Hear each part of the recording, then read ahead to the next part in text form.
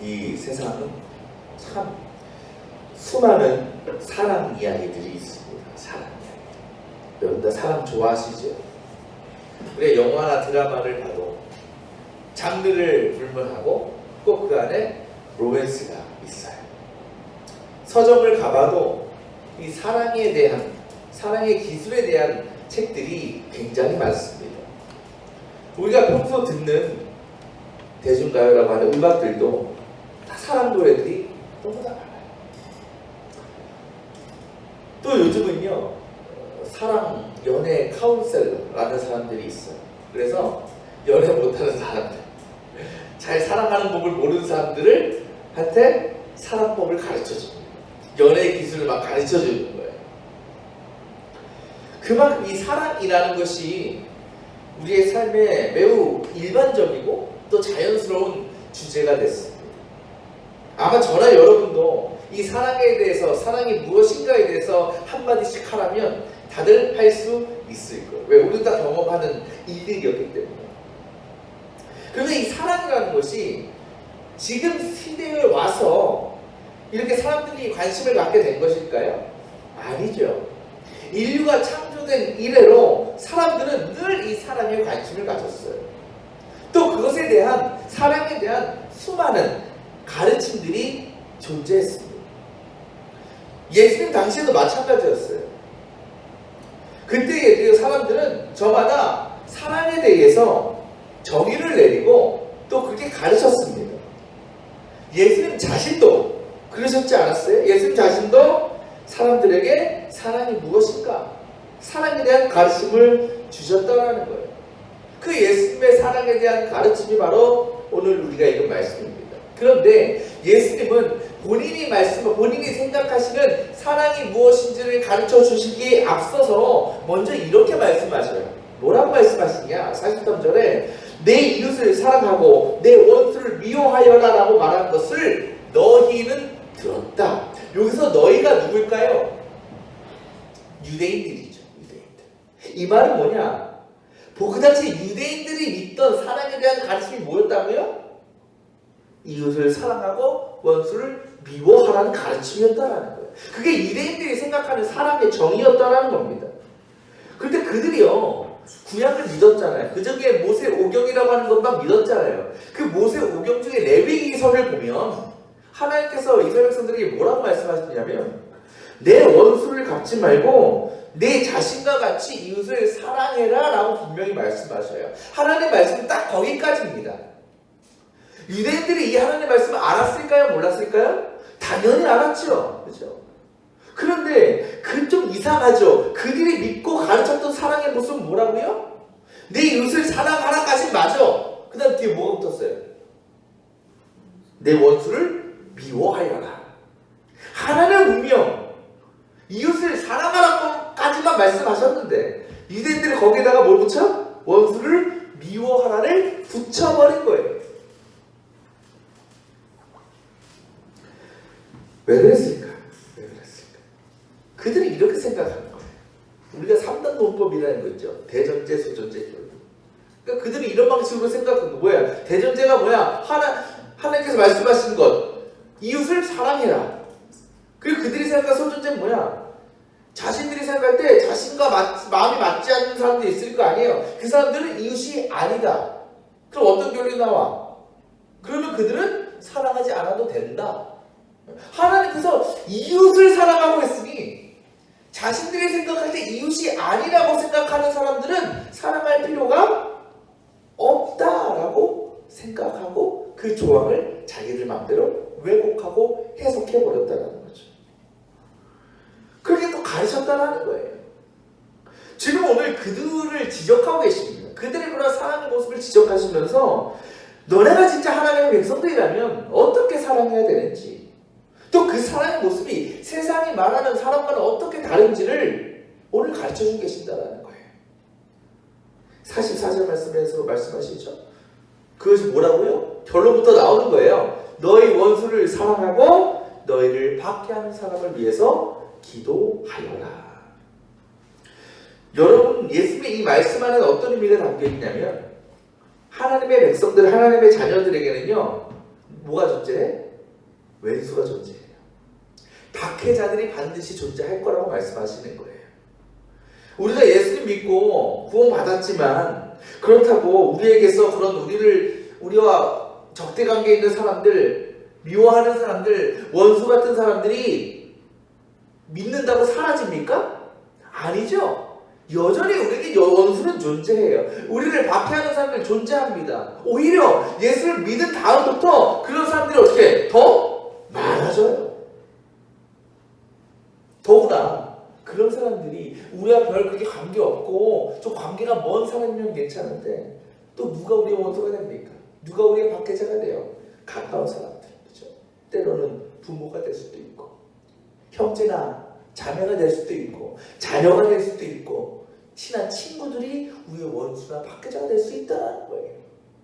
옛날에 한 20년 된 거, 20년 넘은 한 오락 프로그램에서 어떤 거 했냐면 시골 할아버지 할머니 가가지고 퀴즈를 냅니다. 그래서 이런 거야. 할아버지한테 문제를 줘. 그걸 할머니 막 설명하는 거야, 말로. 그럼 할머니가 그게 뭔지를 알아맞추는 겁니다. 뭐 이해가 되시죠? 그때 한 방송에서 한 할아버지한테 어떤 말을 듣냐면 천생연분이라는 단어를 줬어. 천생연분. 그걸 이제 할아버지가 할머니한테 설명하는 거예요.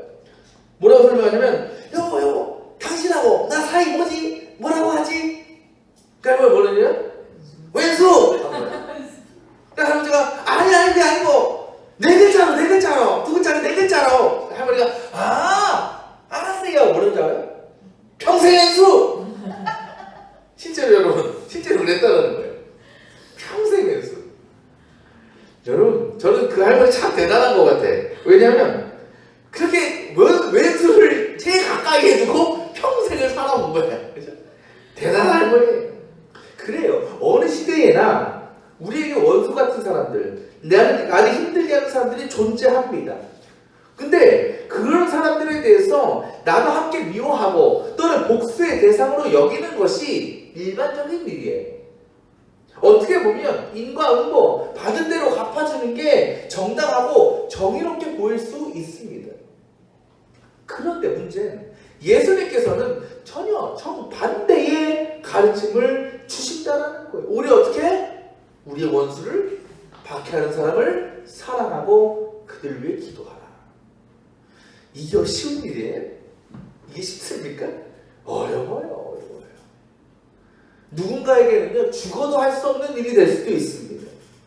그럼에도 하나님은 예수님은 그렇게 해야 된다고 말씀하시는 거예요. 그러면서 그 사랑의 샘플을 하나 말씀하십니다. 그게 누구의 사랑일까요? 하나님의 사랑이에요. 45절에 하나님은 어떻게 사랑하신다고 나옵니까? 악한 사람에게나 선한 사람에게나 똑같이 해를 떠오르게 하시고 의로운 사람에게나 불의한 사람에게나 똑같이 비를 내려주신다는 거예요. 여러분 하나님이요 의로운 자와 불의한 자, 악한 자나 선한 자를 잘 모르실까요? 아니죠. 누구보다 정확히 알고 계셔요. 그리고 누구보다 그 기준이 확실한 분이 하나님이십니다. 근데 그 하나님께서 어떻게 하신다고요? 모든 이들에게 악하거나 선하거나 불의하거나 의롭거나 똑같이 해를 비춰주시고 똑같이 비를 내려주신대요. 그게 무슨 의미입니까? 하나님은 모든 사람들을 사랑하시고 모든 사람에게 은혜를 베푸신다는 거예요. 여러분 이 말씀이 저와 여러분에게 큰 은혜가 돼야 돼요. 왠지 아십니까? 여러분 생각해 보세요. 만약 하나님께서 우리 인간적인 생각처럼 선하고 의로운 사람에게만 은혜를 베푸시고 그렇지 않은 사람들에게는 심판과 저주를 내리신다. 과연 그렇다면 저와 여러분은 하나님의 은혜의 대상, 사랑의 대상에 들어갈 수 있는 자격이 있을까요? 그런 분 한번 손들어 보세요. 아유 양심적이셔서 감사합니다. 없죠. 우리는 그럴 수가 없어요. 우리는 정말 그렇다면 우리는 100번이고 1000번이고 심판받고 멸망당했어야 돼요. 우리가 지금도 누리고 있는 하나님의 은혜와 사랑은 내가 그걸 받을 자격이 있어서 받는 게 아닙니다. 내가 구원받을 능력이 있어서 너는 그 정도만 됐어 구원받을 자격이 있어야 주신 게 절대 아니라는 거예요. 여전히 우리는 하나님께 보면 미움의 대상입니다. 증오의 대상입니다. 그럼에도 하나님은 우리에게 은혜를 베푸시고 사랑으로 대해주신다는 거예요. 우리가 그렇게 놀라운 은혜와 사랑을 받았다면 주님 뭐라고 말씀하셨냐? 마땅히 너희도 그렇게 사랑해야 되지 않겠느냐. 그리고 45절 말씀에는 그렇게 사랑해 우리가 비로소 뭐가 돼요? 하나님의 자녀가 된다는 거예요. 하나님의 자녀. 물론 말씀드린 것처럼 쉬운 일 아닙니다. 너무 힘들고 어려운 일입니다. 예수님도 그걸 알고 계셔요. 그래서 46절에 뭐라고 그러세요? 너희들이 사랑하는 사람만 너희가 사랑하면 무슨 상을 받겠느냐. 이 말씀이 무슨 의미입니까? 우리가 정말 모든 하나님처럼 모든 이들을 사랑할 수가 있다면 우리에게 뭘 주셔? 상을 주시겠다라는 거예요. 여러분, 상을 언제 받아요? 우리가 어떤 목표한 일을 해내고 또 좋은 성과를 얻었을 때 우리가 상을 받잖아요. 근데 그 상을 받는 게 누구나 할 수 있는 일입니까? 별로 어렵지 않은 일 했을 때 상 줍니까? 그렇지 않죠. 이제 8월달 올림픽 열리는데 올림픽에 참가한 모든 선수들에게 상 줍니까? 그래요? 누구만 줘요? 1, 2, 3등. 그만큼 그 상을 받을 자리에 들어간다는 것은 너무나 어려운 일이에요. 너무나 힘든 거예요. 그 사람들은, 그 선수들은 다른 선수들보다 몇 배, 몇 천 배 많은 피와 땀을 흘렸기 때문에 그 상을 받게 되는 거예요. 하나님도요, 주님도요, 우리가 원수를 사랑하는 것이 얼마나 힘든지 알고 계셔요. 때문에 그 일은 상받아 마땅한 일이야 라고 말씀하시고 계시는 것입니다.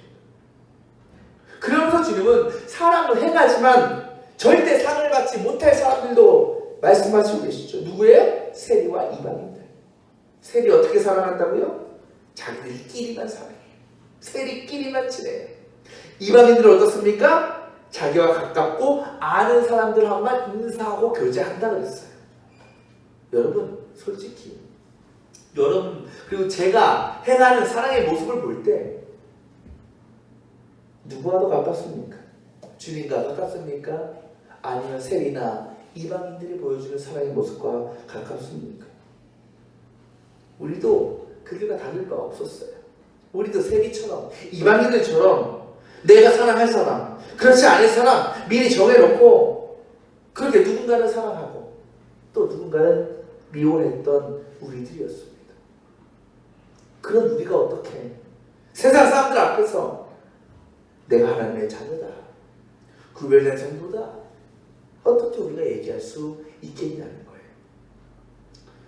우리가 하나님의 자녀가 됐다는 것은 단지 구원받은 것으로 끝나는 게 아닙니다. 우리가 하나님의 자녀가 된 것은요, 우리의 사랑의 영역이 점점 커지는 것을 의미합니다.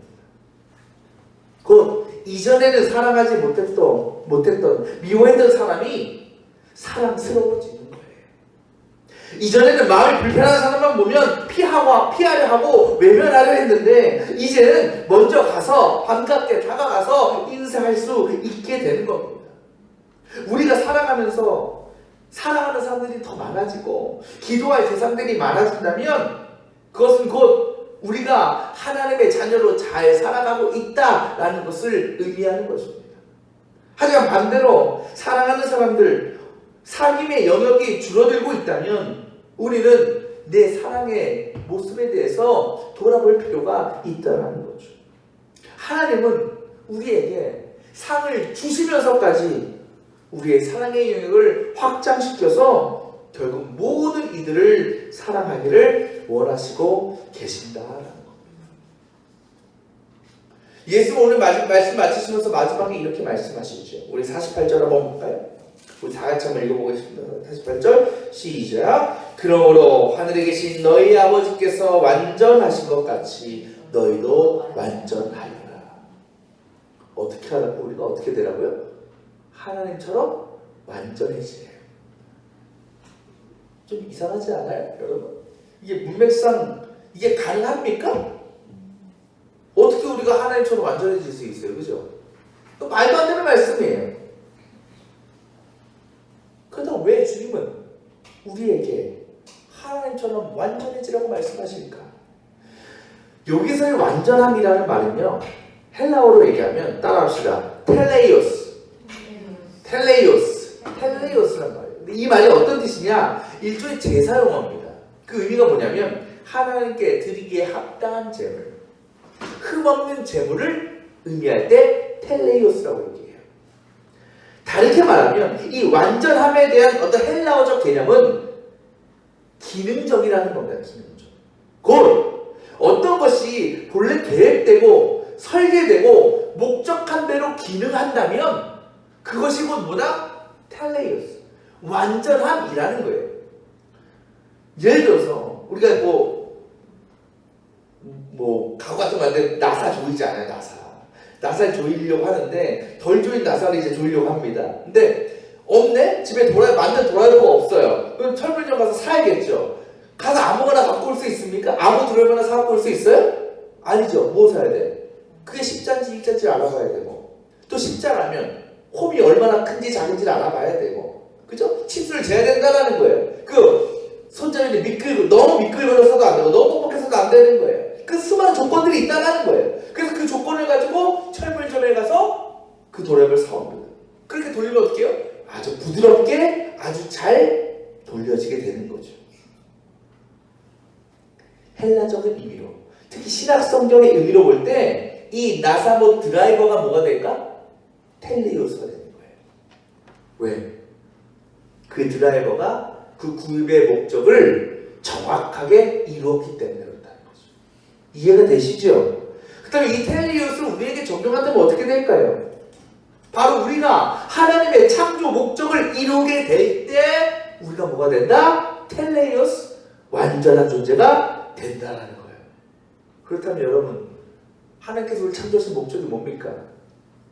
창세기 1장 26절에 뭐라고 말씀하셔요? 우리를 어떻게 창조하셔요? 하나님의 형상대로 창조하셨어요. 우리가 우리의 형상을 따라 우리의 모양대로 한 사람을 만들자라고 하신 거예요. 이 말씀에서 하나님께서 우리를 창조하신 목적이 분명히 드러나죠? 뭡니까? 하나님을 닮기 위해서.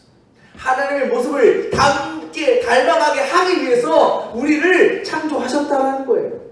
그 하나님의 모습, 하나님의 위대한 특성이 뭡니까? 바로 오늘 말씀. 선한 자도 악한 자도 똑같이 사랑하시는 사랑이었다. 여러분, 하나님은요, 우리가 하나님 앞에 어떤 모습으로 나아가든지 하나님은 우리에게서 최선의 것을 찾으시려고 하셔요. 물론 우리의 연약함, 우리의 부족함 아시지만 그 가운데 하나님 마음에 드는 것, 하나님 마음에 합당한 것을 막 찾으려고 하신다는 거예요. 왜? 사랑하시려고. 우리도 미운 사람이 있잖아요. 원수 같은 사람이 있잖아요. 우리는 왜 어떻게 미워합니까? 미워하는 점만 보고 미워하는 거예요. 내가 싫어하는 부분만 보고 미워하는 거예요. 그러면 죽을 때까지 미워할 수밖에 없어요. 그럼 뭐 해야 돼 이제? 좋은 점을 찾아보는 거예요. 선한 모습을 찾아보는 거예요. 그것만을 바라보는 거예요. 하나님의 자녀라면 그래야 된다는 겁니다. 우리가 그렇게 살아가면서 끊임없이 용서하고 살아갈 때 그때 우리가 뭐가 된다? 하나님의 자녀로 인정받게 된다. 또 하나님의 완전하심을 이루어 가게 된다는 겁니다. 이 세상에서 가장 완전한 사람이 누구인가? 바로 인간에 대해 가장 깊은 사랑을 가진 사람이 완전한 사람이다. 지금 우리가 살아가는 이 세상은요, 아까 말씀드린 것처럼 수많은 사랑 이야기가 있어요. 또 수많은 사랑의 가르침들이 있습니다.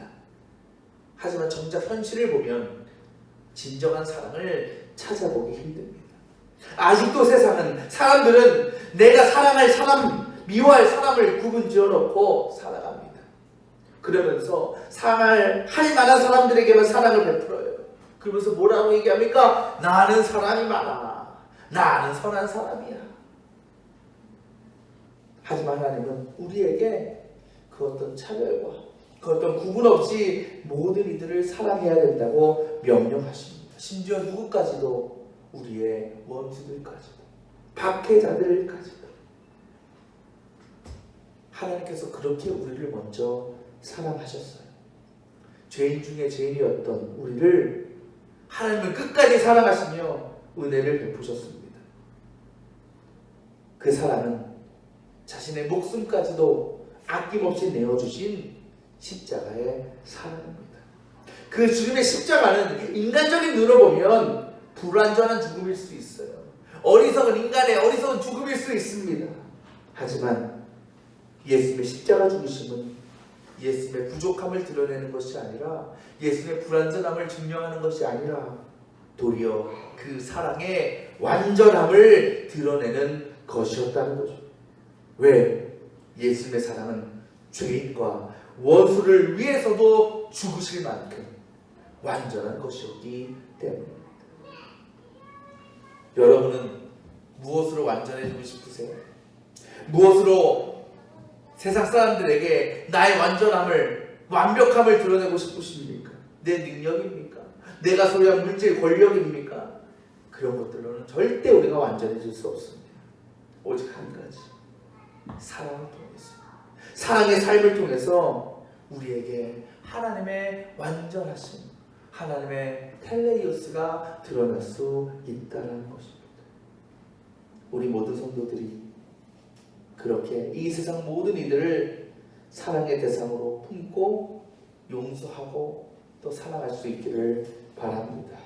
원수 같은 이들 도저히 사랑할 수 없습니까? 기도라도 하세요. 돌아오게 해달라. 정신 차리게 해달라. 여러분, 놀라운 건요, 그렇게 기도하면요, 기도하는 동안에 그 사람을 미워하면서 기도할 수 있을까요? 안 돼요. 그죠? 기도하면 미움이 사라져요. 기도하는 동안만이라도 정 안 되면 그렇게라도 해보자라는 거예요. 그럼 우리의 삶을 통해서 성령께서 우리에게 조금씩 그 사랑의 마음들을 심어 주시는 것입니다.